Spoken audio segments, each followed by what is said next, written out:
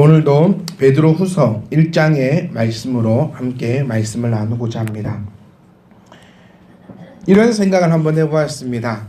말씀을 준비하면서 지금 한 본문을 가지고 과연 몇 주째 말씀을 나누고 있는가? 혹시 여러분 주보 보시면서 말씀 선포란에 제목 바뀌신 거 아십니까? 이 제목 하나를 적을 때도 목사는 몸부림을 칩니다. 저는 이 제목 정하는 게 제일 힘든 것 같아요. 말씀을 이렇게 준비하는 것보다 이 제목을 정하는 것이, 자, 그리스도의 나라에서 1, 2, 오늘 3, 4, 5, 6 나가야 되는데 왠지 그러면 또 좀 성의 없어 보일까봐 제목을 한번 바꾸어도 봤습니다. 자, 어떤 설교가 좋은 설교일까? 즉 베드로후서 1장 1절로 11절 말씀을 가지고 함께 말씀을 나누면서 오늘은 또 이 말씀 중에서 특별히 4절과 5절을 가지고 함께 나누어 볼 터인데, 혼자서 이런 고민을 해봤습니다. 어떤 설교가 과연 좋은 설교일까? 그리고 혹시나 우리 성도님들 또 좀 지겨워하지 않을까?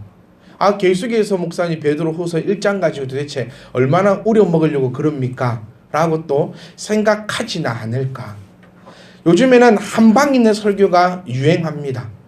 그렇죠? 한편의 설교로 신금을 울려주고 막 눈물을 뺐다가 웃겼다가 막 그런 설교 시간이 되게 유행을 하고 있고 인기도 있습니다. 그리고 저도 그런 설교 잘합니다.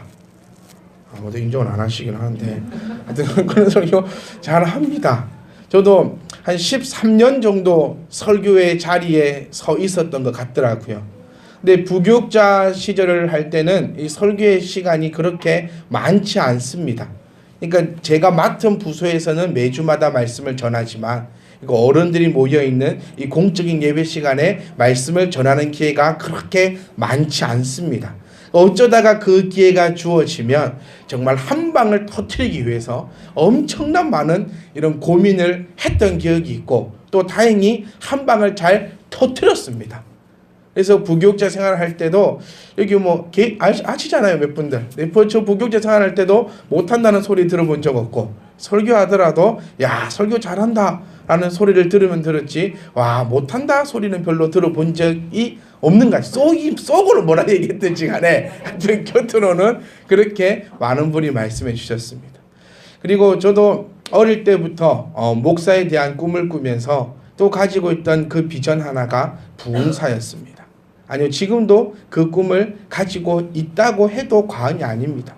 그리고 그렇게 해서 한 줄은 모르겠지만 그래도 한 번씩은 여러 곳에서 이렇게 불러주셔서 가서 말씀을 전합니다.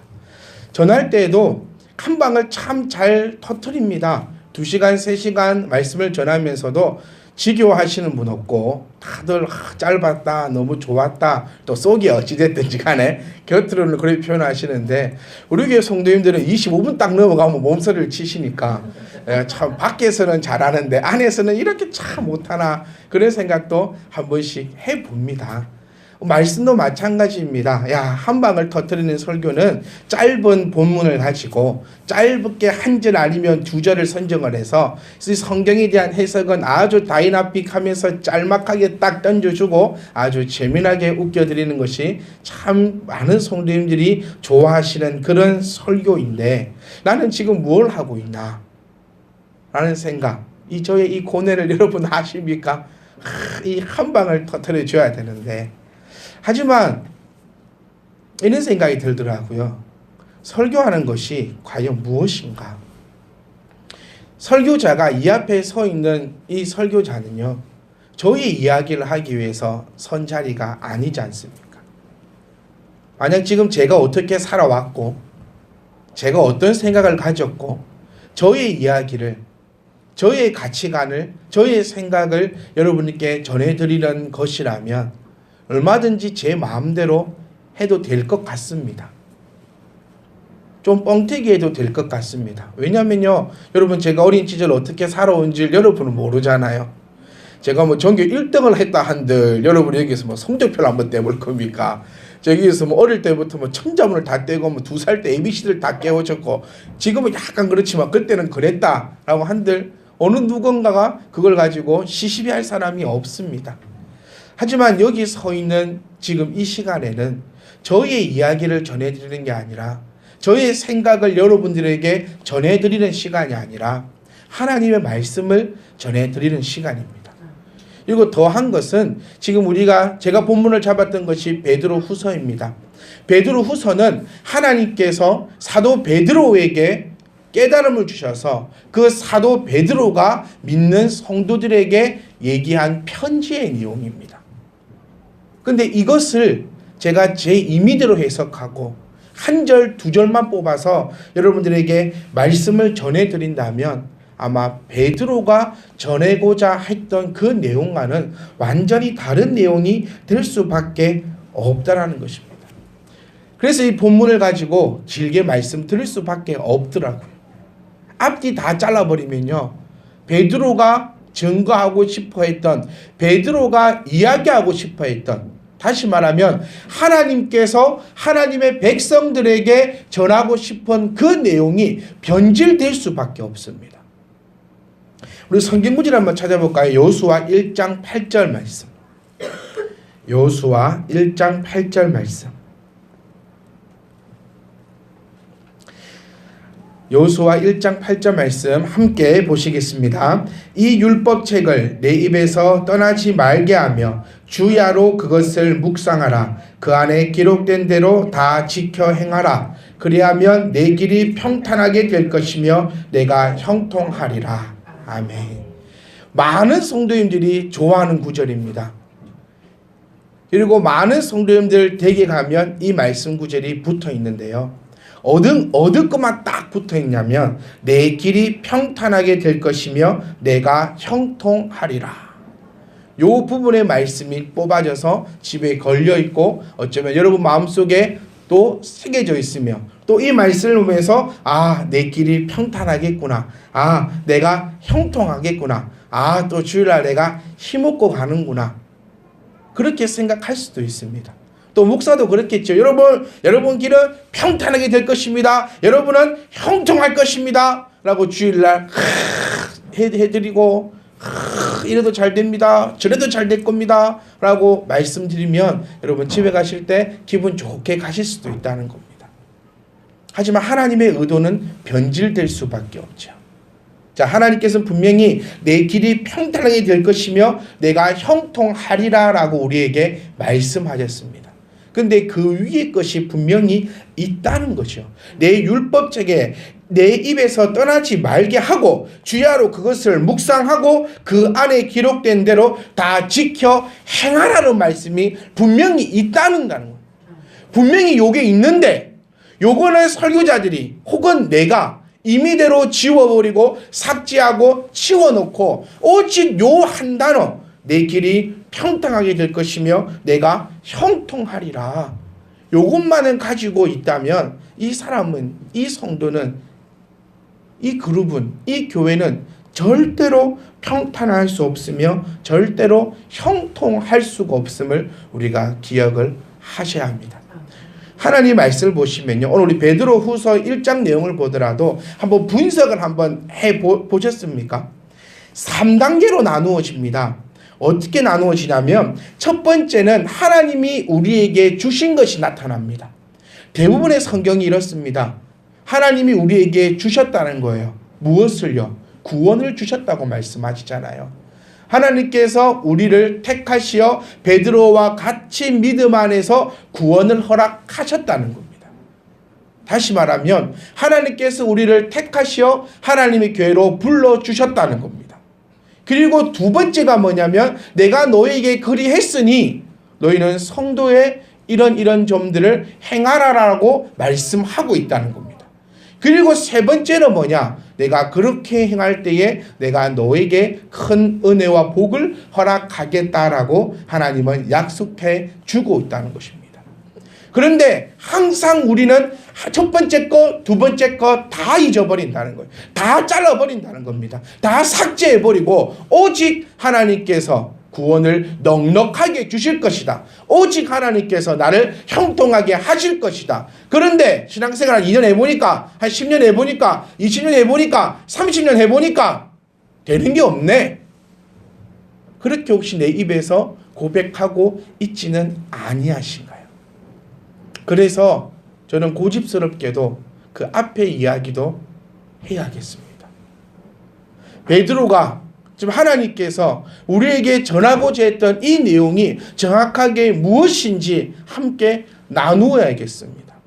근데 앞에 내용 전혀 모르고 베드로가 지금 서여져 있는 상황 전혀 모르고 지금 베드로가 누구에게 적었는지 전혀 모르고 단지 믿음의 덕을 세우고 덕의 지혜를 세우고 이러면요 그냥 설교자가 하고 싶은 말밖에 할 수 없습니다. 그래서 우리 성경을 이렇게 얘기하죠. 코에 걸면 코걸이, 귀에 걸면 귀걸이.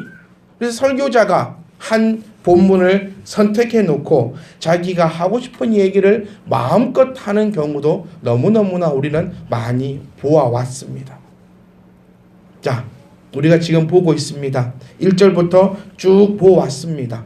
이것이 있어야지, 이것을 알아야지 덕의 믿음의 덕을 세우란 말이 과연 무엇인지, 덕의 지식을 세우라는 것이 과연 무엇인지, 목사의 이야기가 아니라 목사가 하고 싶은 목사의 감정 전달이 아니라 하나님께서 베드로를 통하여 하나님께서 오늘 목사를 통하여 여러분들에게 주시고자 하는 그 정확한 의미를 우리가 알고 갈 수 있는 것을 깊이 깨달으시면서 우리들도 말씀을 들을 때에 또 말씀을 볼 때에 하나님에 대한 깨달음을 우리가 얻을 때에도 제발 내가 원하는 그 한 구절의 말씀이 아니라 그 앞뒤 그 구절을 가지고 정확하게 하나님의 음성을 들을 수 있기를 간절히 소망합니다. 그래야지만 말씀이 내 안에 역사함이 됩니다. 지워버리면, 잘라버리면, 삭제해버리면 그 어떤 것도 나에게 와닿을 수도 없고 그것이 움직일 수 없다는 것입니다. 저는 소망합니다. 저는 평안하길 소망합니다. 여러분 그렇지 않습니까? 우리가 이 교회 생활하면서 예수님 믿으면서 왜 고난을 받을 것입니까? 고난을 받으면 유익이라 했습니다. 그렇지요? 그런데 그 이후의 말씀은 안 받는 건 더 큰 유익입니다. 그걸 아셔야 합니다. 고난받음이 유익이라. 고난받음을 통하여서 나의 믿음이 더 성장할 수도 있겠지요. 여러 가지 좋은 것들이 있겠지요. 하지만 저는 여러분들에게 전해드리고 싶은 말씀은 고난은 안 받는 것이 더 큰 유익입니다. 하나님께로부터 우리가 왜 이 짧은 세월을 살아가면서 제가 여기서 보실 한 30년밖에 안 남으신 분들도 많이 있습니다. 네, 길어야 30년. 네, 저는 뭐 길어 한 50년 아직 더 안 살겠습니까? 한 30년에서 50년, 뭐 쟤들 많아봤자 100년? 그 짧은 순간 살아가면서 하나님 앞에 왜 우리가 혼이 나야겠습니까? 성경은요 혼난다는 말씀도 많지만 너에게 복 주겠다는 말씀이 더 많습니다. 근데 복 주겠다는 말씀도 있지만 혼낸다라는 말씀도 많이 있다는 것입니다. 제발 한 절만 한 단어만 알아서 그것만을 평안의 길, 난 평안하고 싶다, 평안하고 싶다, 평안하고 싶다 이런다고 해서 평안해지는 거 아니잖아요. 우리 새해에 얼마나 인사 많이 했습니까? 새해 복 많이 받으세요. 복 많이 받으셨습니까? 뭐 새해 복 많이 받으려서 뭐 복 받을 것 같으면은 뭐 맨날 뭐 복복복복복복복복 이러고 다니죠. 무슨 말씀인지 여러분 깨달을 수 있기를 간절히 소망합니다. 하나님의 이 말씀 정말 제대로 된 말씀 요거 붙잡으셔서 분명히 하나님께서 우리에게 약속하셨으니 그 약속을 우리가 이행할 때에 이것을 어려운 말로 언약이라 합니다. 네, 어렵지 않아요. 정말 어렵게 생각하실 필요 전혀 없습니다. 언약이라 하는데 하나님과 나와 맺은 그 언약 그것을 지켜 행한다면 하나님께서 나에게 오늘도 평안과 평강의 복으로 넘치게 하심을 믿습니다. 우리는 결과가 중요한 것이 아닙니다. 여러분은 무엇을 가지고 나가십니까? 모든 사람들이 결과만 중요하게 여기는 것 같습니다. 말씀 볼 때도 마찬가지지요. 항상 우리가 말씀 볼 때도 좋은 구절만 보입니다. 11절 말씀 천국에 그러니까 하나님 나라에 넉넉하게 들어갈 것이다. 요것만 보이고요. 우리가 또 여호수아 1장 8절 말씀 평강과 평안이 너에게 넘쳐날 것이다. 그 결과만을 바라보고 있다는 것입니다. 하지만 하나님께서 우리에게 요구하시는 말은요. 결과가 아닙니다. 하나님께서 우리에게 요구하시는 바는 과정임을 우리가 바로 깨달을 수 있기를 부탁드립니다. 그리스도인들의 결과는 누가 책임지십니까? 하나님이 책임지십니다. 요것이 믿음입니다. 요것이 나 예수님 믿어요. 십자가 달린 거 믿어요. 피 흘린 거 믿어요. 부활한 거 믿어요.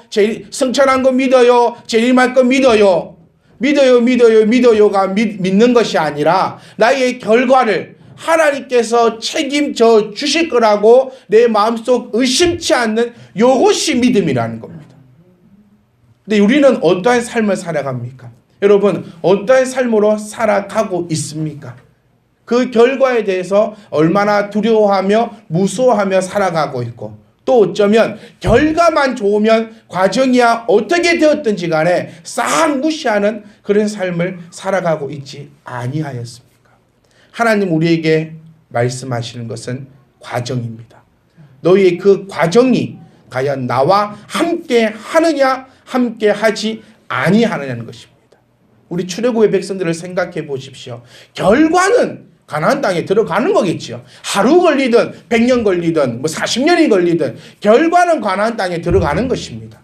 근데 그 과정이 과연 어떻게 했냐는 것입니다. 여러분, 결과는 예수 그리스도를 믿는 저와 여러분의 결과는 틀림없이 하나님 품에 안기는 것입니다. 아멘. 근데 그 과정이 어떠하냐? 그것이 우리가 바라봐야 될 관점이라는 것이죠. 여러분 기억하십시오. 결과는 하나님이 책임지십니다. 그렇기 때문에 두렵지 않습니다. 그렇기 때문에 무섭지 않습니다. 다윗이 자기 원수가 자기 앞에 와서 칼을 꺼내고 활을 겨누어도 다윗은 단 한 번도 두려워했다고 시편에 기록해 놓은 바가 없습니다. 단 한 번도 무서워 떨 적이 없습니다. 오히려 그곳에서 나에게 큰 바위 되시는 하나님을 찬양했지 한 번도 적들을 향하여서 두려워 떤 적이 없다는 사실을 우리가 기억을 하시면서 여러분의 그 결과 하나님께 맡기십시오. 나는 가져가야 될 것이 그 과정들입니다. 그 과정이 오늘 우리에게 말씀해 주고 있듯이 우리는 이 과정이 성도의 삶의 과정으로 나아가야 될 줄 믿습니다. 여러분의 가정이 아름다웠다면 그 결과는 하나님이 책임지십니다. 그 결과가 악하였다면 그 결과 또한 하나님께서 책임지십니다.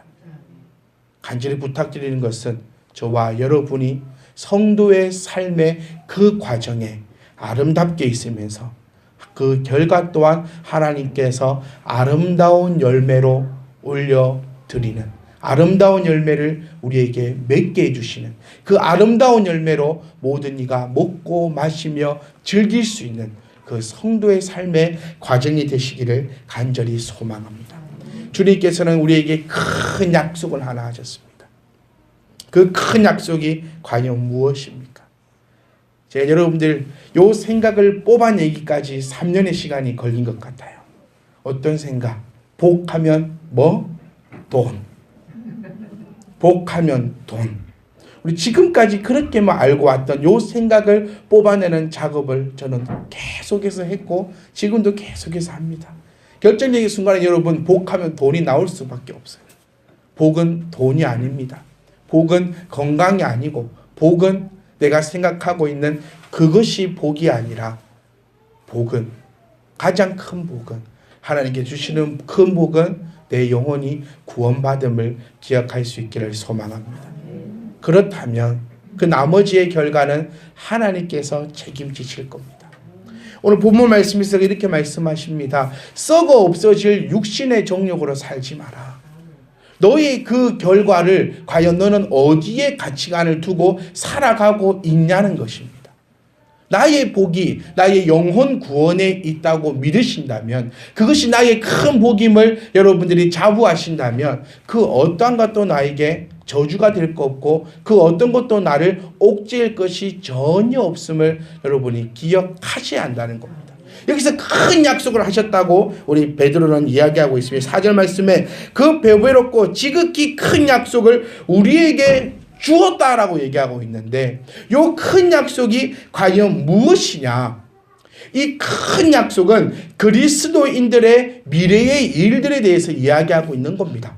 큰 약속, 약속이라 하면 현재에 일어날 일이 아니라 내가 너랑 약속하겠다는 것은 미래에 있어질 일들을 이야기하는 것이 약속입니다.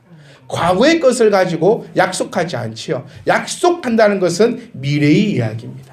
근데 이 하나님께서는, 이 그리스도께서는 큰 약속을 우리에게 보이셨는데 바로 그 큰 약속이 그리스도의 재림입니다. 그리고 새 하늘과 새 땅을 열어주실 것을 말씀하고 있다는 것입니다. 그리스도의 영원한 나라에 참여하게 되는 것을 가리키고 있다는 것입니다. 그리스도의 새 하늘과 새 땅이라 해서 신천지 아닙니다.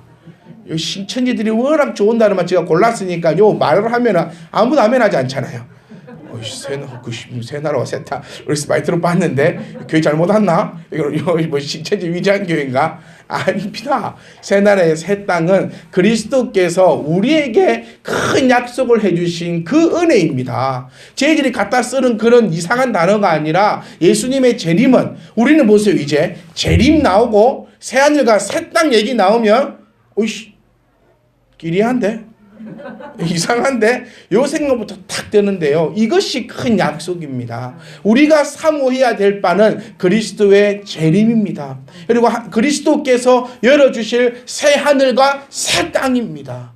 이 땅에서는 오늘 얼마 벌었나, 얼마 썼나, 뭐 입나, 뭐 먹나, 뭐 마시나, 요것이 내가 중점적으로 생각할 것이 아니라 그리스도의 재림을 통한 완전한 하나님 나라의 이 회복을 바라보면서 베드로는 우리를 향하여 그렇게 살아가라라고 이야기하고 있다는 것입니다. 자, 초대교회입니다. 많은 사람들이 베드로의 설교 한 번에요 5,000명의 사람이 회심을 합니다. 얼마나 설교를 잘했으면. 부럽습니다. 3년 동안 이렇게 해도 5,000명 안 늘어, 50명도 안 늘어나고 있는데, 하여튼 베드로는 얼마나 설교를 잘했으면 한 번의 설교에 5,000명의 회심을 하는데, 그 5,000명의 회심에 했음에도 불구하고 그들이 올바른 성도가 아니었다는 것을 베드로가 반증해주고 있다는 거예요. 즉 성도들아, 이 말입니다. 성도들아, 어차피 우릴 수도 있어요. 성도들아, 너희는 지금 육신의 썩어질 것 때문에 살아가고 있지 않느냐? 육신의 썩어질 것 때문에 예수를 믿고 있지 않느냐? 육신의 썩어질 것 때문에 예수님을 믿었다가 떠나지 않느냐? 그렇게 하지 마라. 우리가 바라봐야 될 것은 큰 약속이다. 성도인 우리가 가져야 될 것은 하나님의 나라임을 기억할 수 있기를 간절히 소망합니다. 우리가 바라야 될 것은 이 땅에 있을 때 내가 얼마를 버냐, 하나님께서 길 가다가 돌을 찾는데 그 돌이 사실 금이었어. 요런 거 바라는 것이 아니라 우리가 바라야 될 그 큰 약속, 하나님의 그 큰 약속은 네 땅에 있을 때 잘 먹고 잘 살게 해줄게, 그 큰 약속이 아니라 내가 재림할 것이고, 재림할 때에 믿는 성도들은 새하늘과 새 땅의 열림을 통하여 나와 함께 영원한 나라에서 안식하게 되리라라고 말씀하신 그 약속을 붙잡고 제발 좀 살아가라 라고 이야기하고 있는 것이 베드로가 오늘 우리에게 전해주는, 베드로가 지금 이 시대의 성도들에게 이야기해주고 있는 것임을 기억하셔야 합니다. 그리고 베드로 이렇게 얘기합니다. 썩은 것을 피하면 우리가 어떻게 된다? 신성한 성품에 참여하는 자가 되게 하려 함이라는 겁니다. 신성한 자가, 신령한 자가 뭡니까? 신성한 성품이 과연 무엇입니까? 여러분 중에 착한 사람 손 한번 들어보세요. 난 정말 착하다 하시는 분은 손 한번 들어보십시오. 몇 분 들라다가 말한 것 같기도 한데 정말 착하다 하시는 분.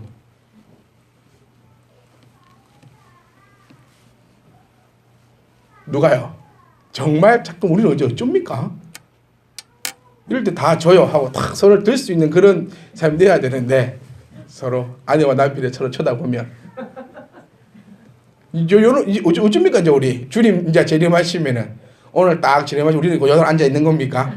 아무도 안 착하니까. 신성한 성품, 내가 그리스도를 믿음으로써, 그리스도를 알면서 내가 세상의 정욕과 죄와 거리가 멀어지는 것을 신성한 성품이라고 이야기할 수 있다는 겁니다. 다시 말하면 성도라 이야기합니다. 성도는 뭡니까? 다시 말하면 세례를 받은 자라고 이야기할 수 있습니다.